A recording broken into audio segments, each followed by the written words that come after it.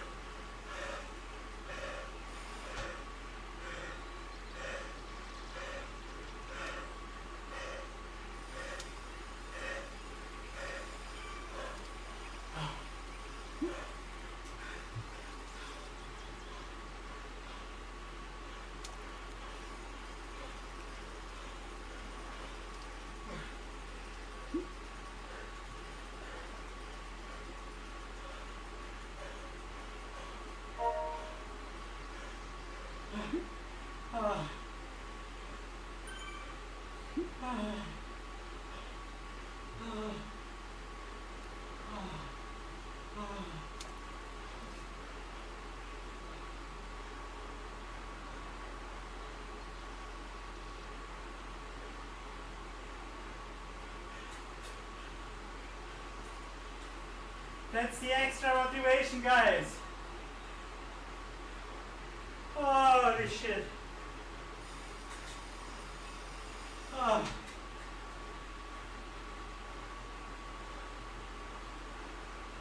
Oh.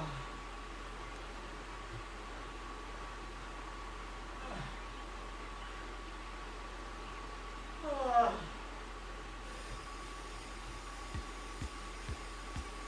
Oh. Holy shit, I'm shaking. Oh. Oh.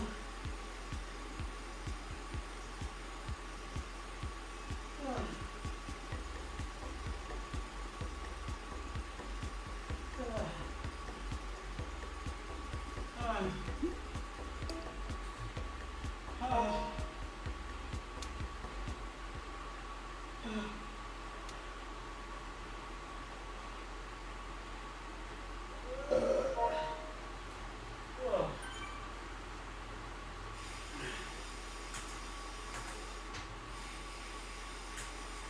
Oh, I was lucky that I was in this draft the whole sprint, and I think I legit skipped him directly at the finish line. Just because I was in his draft, I waited for him to go. Holy shit. I actually hoped for an aero power, but the draft is good as well in a sprint.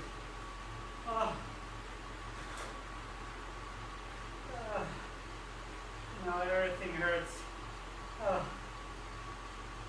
Look at this. 90 watts, 120 pulse now.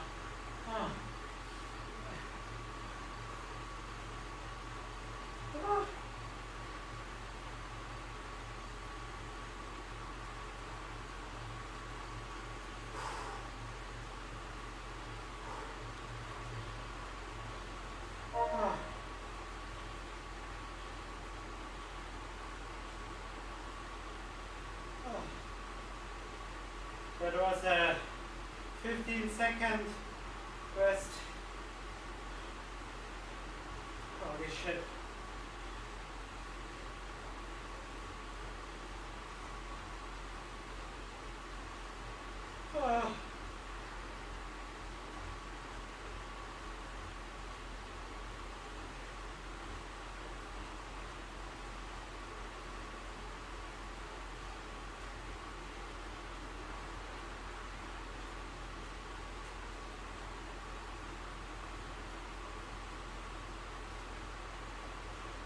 The nice stuff is that I'm a big Mathieu fan, so actually it was riding with my idol.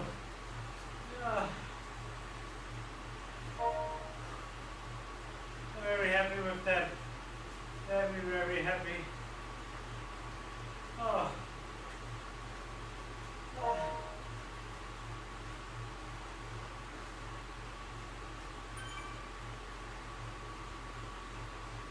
So we got 1,260 watts in 15 seconds.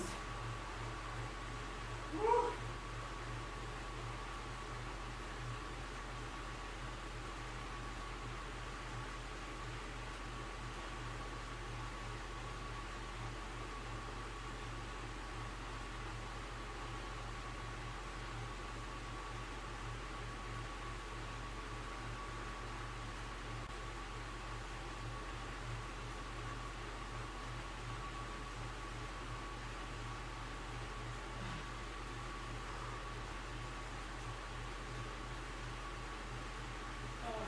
That was crazy.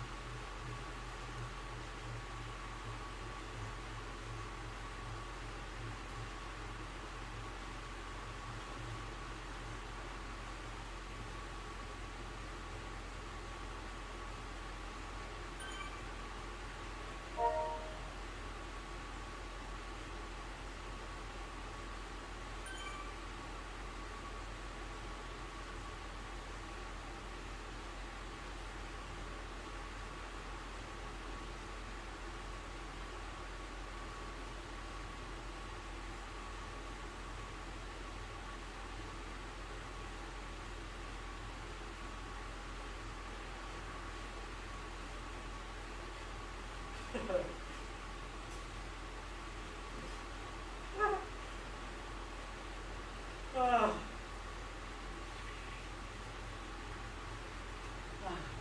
What would you say is the best training to get close to your kind of level?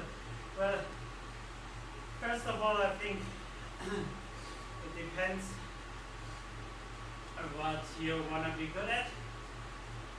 If you want to be good at riding hills, surely you need to do a lot of intervals and try to reduce as much weight as possible. And if you want to be a good all-rounder like me, I would say I'm between a sprinter and an all-rounder, but more likely a sprinter. But if you want to be a good all-rounder, you need to do a lot of both exercises, so a lot of intervals, but also a lot of high torque stuff, or you go to the gym and do some exercise for your legs to get some power. And I think if you want to be a real sprinter, then you need to train a lot of sprints. So for me, in the Zwift season, I ride a lot of races where I can get the interval sessions and also the sprints. I mean, even at some races, if it gets too boring for me, you often see me trying to do a breakaway. For reason number one, it's fun, and reason number two, I want to get the intensity. And yeah, no matter what type of rider you are, you sure need a lot of base miles as well. So, I mean, I ride like 20 hours a week on average. So, I guess no matter what I do, I get a lot of everything. But if you have less time, you need to do structured training and invest it really good. I mean, I think I could be better if I would do more structured training, but I don't get money with this, so I just do it because I love the sports and it's fun. So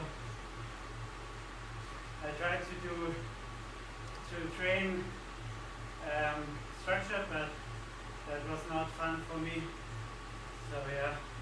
And outside, I often try to hunt comps, and there it's the same. I train intervals, hunting comps, and I also train some sprints. Yeah, that's the way I got better. I think I have two good things that helped me. The one thing is I did a lot of running before I started with cycling. So I think the endurance got from the running. And before that, like now 7 years ago or something, I did a lot of bodybuilding and I never skipped leg day. So I guess I still benefit of that as well.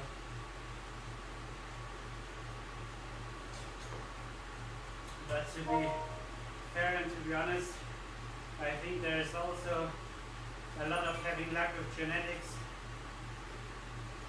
I have one really, really big advantage as a bike rider.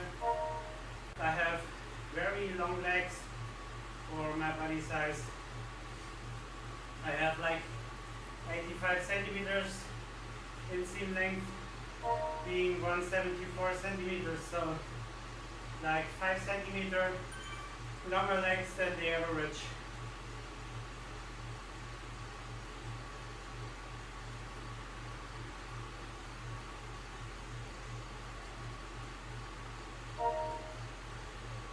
For now, I don't do a gym anymore. I think I get a lot of leg training, especially indoor, when you ride with a lower RPM. Oh, thanks, Lorenzo.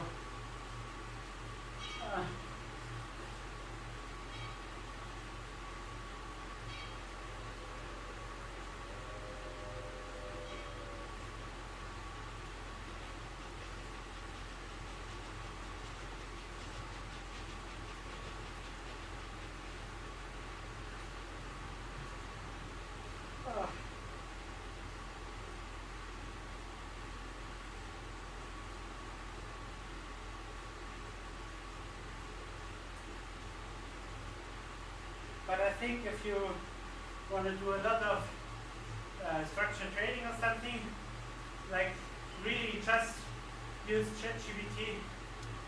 This stuff went so good. I think you can just take the advices of ChatGPT. There is also one guy, I don't know if you know him, Enjal. He finished 4th in the e-sport cycling. He even knows better than me stuff like this, and he's also a lot of better than me. So I guess for deeper advices, maybe you can ask him as well. I think he's going once a week into the gym, but he's definitely an all-rounder. He can do everything. I would say I'm a sprinter with some abilities of an all-rounder.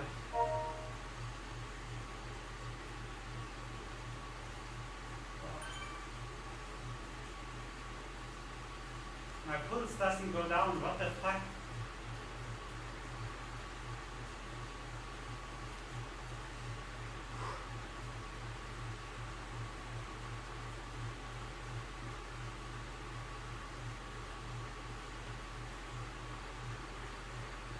Nice, that sounds like a plan.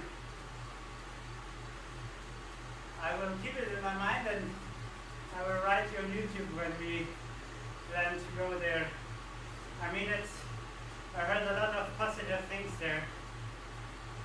This year we were in Lanzarote. It was also very nice. Generally, I love the Canarian Islands.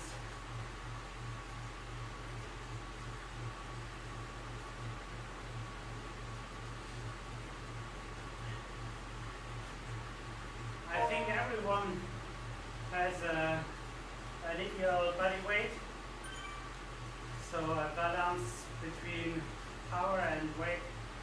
And maybe you reached your weight already, but if you think you don't and you want to lose weight, the only way you really succeed is to write down your calories intake and your calories burned a day, and then you need to do like minus 300 to 500 calories a day. But don't forget to eat like minimum 2 grams of how do we say it in English, proteins, so you don't lose too many muscles. So 2 grams per kilo should be enough. I think 2 years before or something, I peaked negatively at 67 kilos or something like that. But I realized that I have a really bad regeneration, and just feeling weak and doing longer rides legit killed me. So I skipped to just look at the weight, but more like my body feeling good, you know? That's more important. And the most underrated point is to get a good sleep and enough sleep. It's better than every regeneration tool out there. And there also every person needs a different amount of sleep. I'm most likely fine with 7 hours, I know a lot of guys that need at least 9 or even more.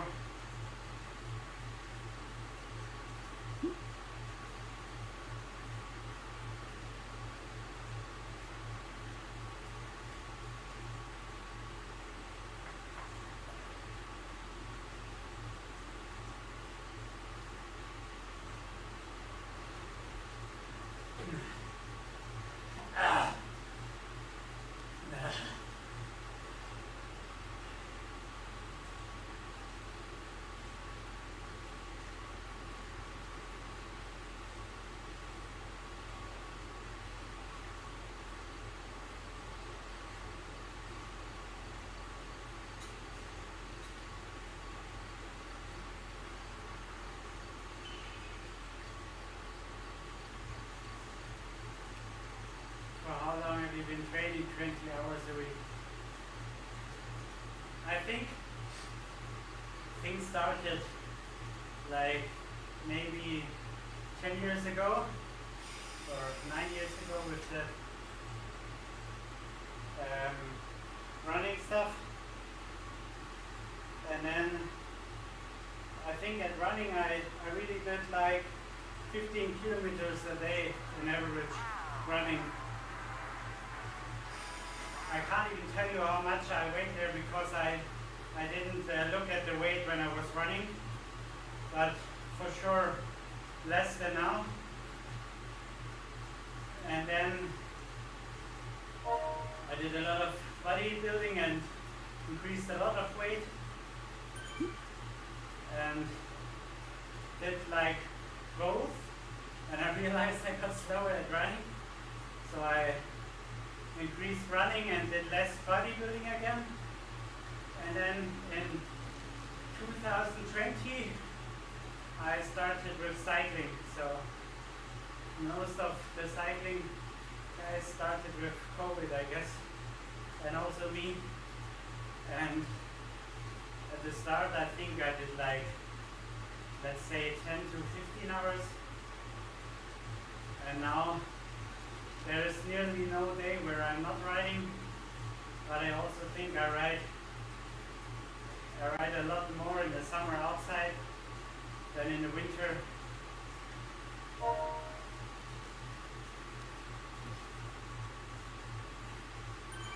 But I think the biggest steps was like when I started indoor training, and in the last, let's say, 1.5 years, I learned a lot about eating and food and stuff like this. I also was working for a time as a bike fitter, so I learned a lot about my body and about my position on the bike and how everything works on the bike. And I think that was the last percent, and now you realize that the steps of improving get smaller and smaller, but I think that's normal. Thanks, Freddy, and welcome here.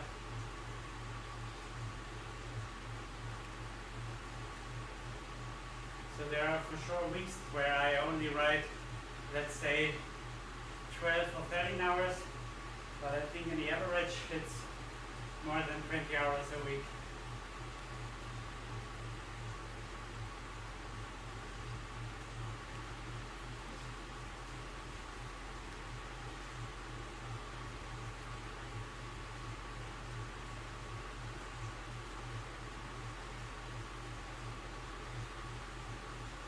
My pulse still doesn't go down.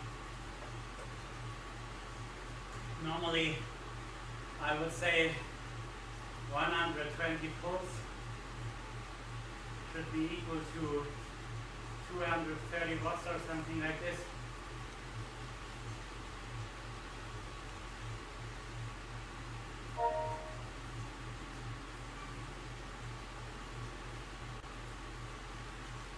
I think it's sometimes this reason and sometimes the other reason, but generally nowadays if I feel like a little bit sick or something, I really try to reduce and take out the intensity.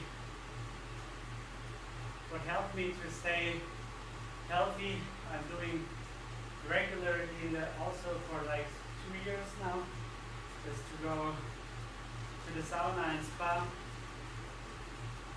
Besides it's good for your blood flow, it also helps your immune system and to get less ill. At least I have the feeling like this.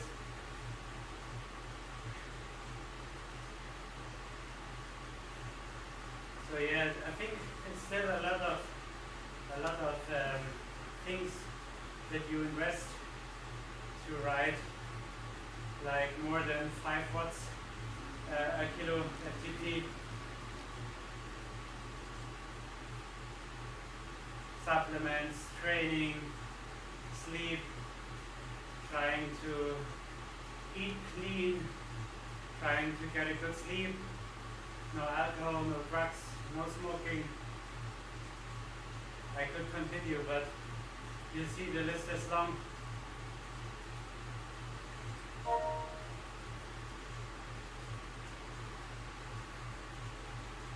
But in the end, you have to admit, I'm still far away of like professional riders. If you just watch the numbers, I think I have a pretty good sprint numbers, but all other numbers compared to semi or to professional riders, I'm still at a really low level. So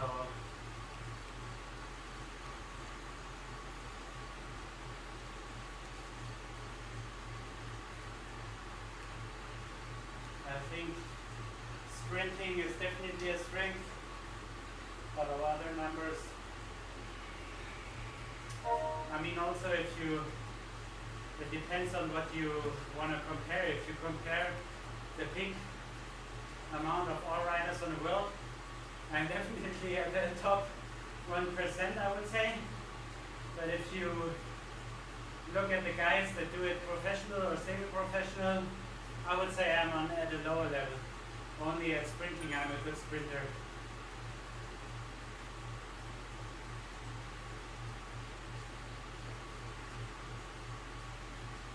Yeah, at sprinting I would agree, but all other numbers, definitely not. And at auto racing I think there's also a lot of being able to ride very good in a group and stuff like this. It's not just like putting numbers.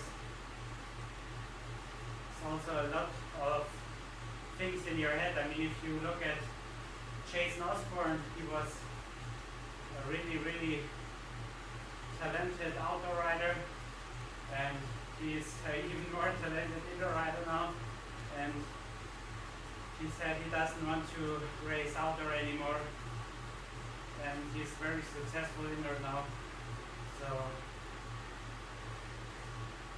I wouldn't say it's two different sports, but it's still very different, I think.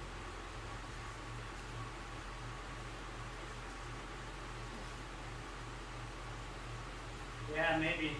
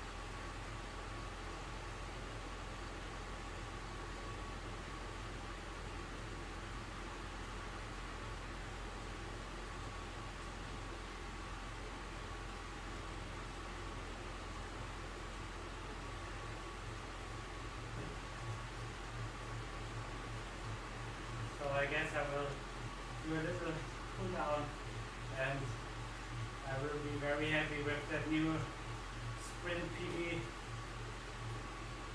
and then I will just have a nice relaxed evening. I nearly reached 5 seconds, 1,400 watts, that's crazy. This year, one of my goals was to reach 1,500 maximum. That was like 10 watts away. And 15 seconds, 1,300, but I still miss like 40 watts for that. Not sure if I can reach it. But yeah, 5 seconds, the next goal is 1,400, I guess. The only problem is I'm getting older. Ja, ich bin Deutsch.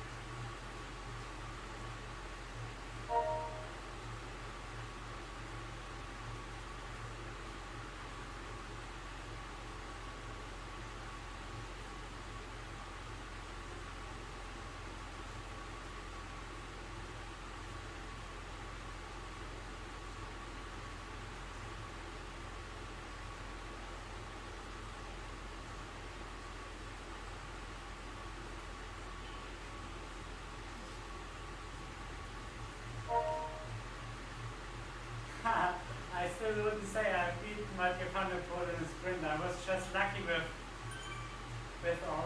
I don't know if it's lucky or it's the Zwift experience that I had a good positioning and I had a draft.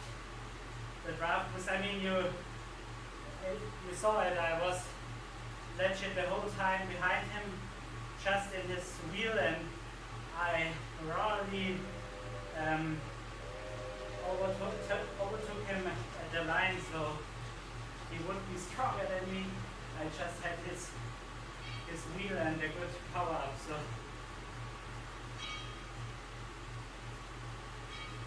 nice. But the most thing I'm happy about is that we did the new PB. PBs are always more worth than any placements or something.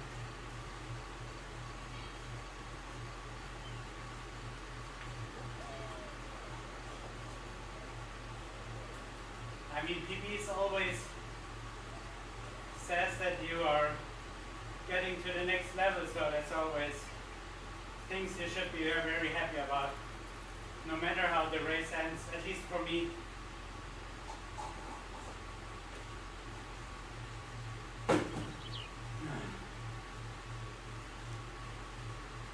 Yeah, but with the attack I also just hold the wheel of this crazy guy. I think this guy even won the whole race, but I didn't know this guy. It's just once you get in the draft in Zwift, it's crazy how much energy you can save. And so I thought like a short effort to get at this wheel and then just suck this wheel and see what happens. And thanks for the follow.